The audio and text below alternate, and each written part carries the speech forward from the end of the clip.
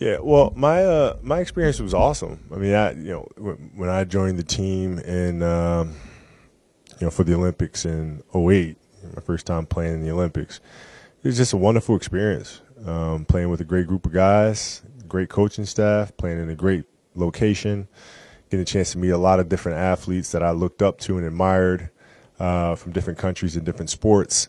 It's been great, man. And obviously winning the gold medal helps.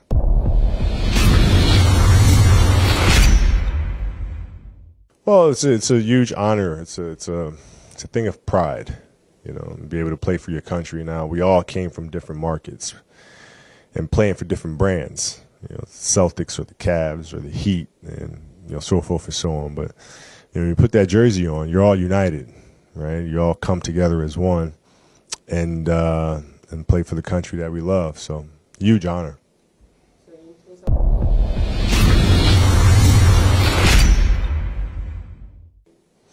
Yeah, it was that was a challenge of how do we put USA back on the map, and there was just a few things that we needed to change, and things that I brought to the table was my international background, because I grew up overseas. I know how these guys play. I've recognized most of them, but I wanted to communicate to my teammates that they have the upper hand because they can watch us play every night. They could turn on the TV and watch us play, so they know our moves, they know what we like, they know what we don't like.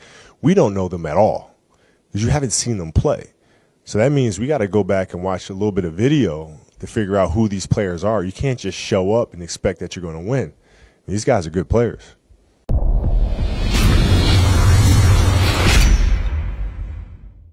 That was an amazing feeling and experience. And I didn't know because I just heard a lot of cheering. But when you're in the bird's nest, there's so much going on. So you just I'm just enjoying it, and everybody's cheering, and I'm, just kind of looking around, and it was Carmelo Anthony who was tapping me with my elbow, and it's like, look up, look at the jump, look at the scoreboard. And I look up, and it's me on the thing, and I'm like, oh, hey, and everybody cheered louder, and I was like, man, this is pretty awesome.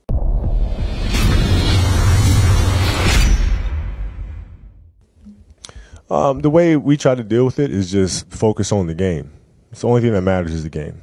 When you have pressure and you have expectations, you have pressure and expectations for a reason, right? Because you should win. Okay, well, if that's the case, all we have to do is go out there and do what we're supposed to do.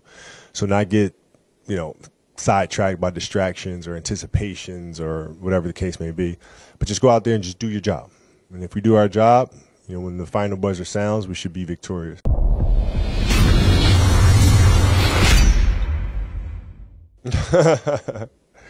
Well, I don't know. I mean, that's something people will debate to their, to the end of time, I guess. But yeah, everybody has an opinion about it. So.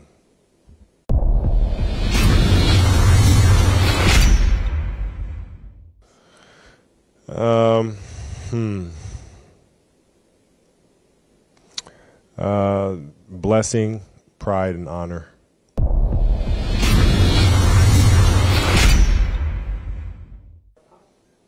Well, I mean, basketball is truly a global game, and you have countries who are really, really good and have great basketball players, and anybody can be beat.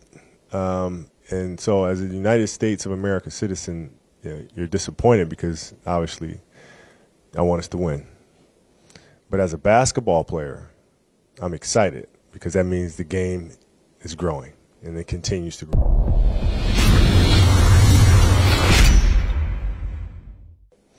Well, I don't know if it's their problem so much as, what France did and what Serbia did. I mean, they played well and they have great players. So I think our first step to getting back is understanding that it's not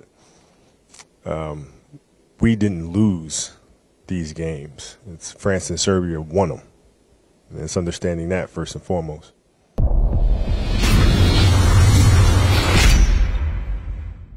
Well, I think you're going to see the best team available. If guys that can play are healthy, they will be more than happy to play. And, that goes for this year, too. I mean, this year was an odd year with so many players, so many of the top names moving. Changing cities, going to new cities, got to put kids in new schools, got to find new homes. And And a lot of them are doing that while dealing with injuries and recovering from injuries. It's just couldn't do it. So hopefully, next time guys will be healthy and they'll be ready to rock and roll.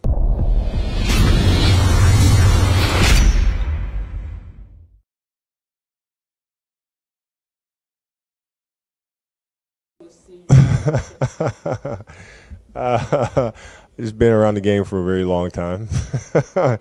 And, like France, in France's case, I knew that they were coming because they had a lot of young players on an international level. They were playing well, but they didn't have enough experience to really get over the hump. So it was just a matter of time. I also knew what Serbia was doing. I mean, you just take a look around. You look at Australia, Spain's developing a new core of players to come up. Argentina's still there. It's just a lot of challenges. And I just felt like it was important to warn them that, hey, don't get comfortable. You got to make sure you understand who these players are that you're playing against because they're dangerous.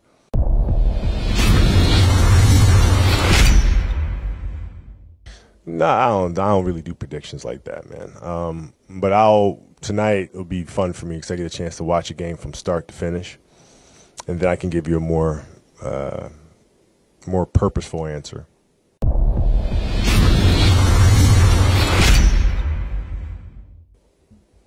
Well, I think I brought a seriousness to what we were doing. I mean, it was I understood how dangerous international competition is, having grown up playing basketball on the international stage. And so it was a certain seriousness that I brought to the table. It was what we would call NBA playoff intensity, where every practice is important. Every weight training session is important. I mean, every film session is important. And bringing that level of urgency, I think, is what helped us quite a bit. Very welcome. Very welcome. Thank you.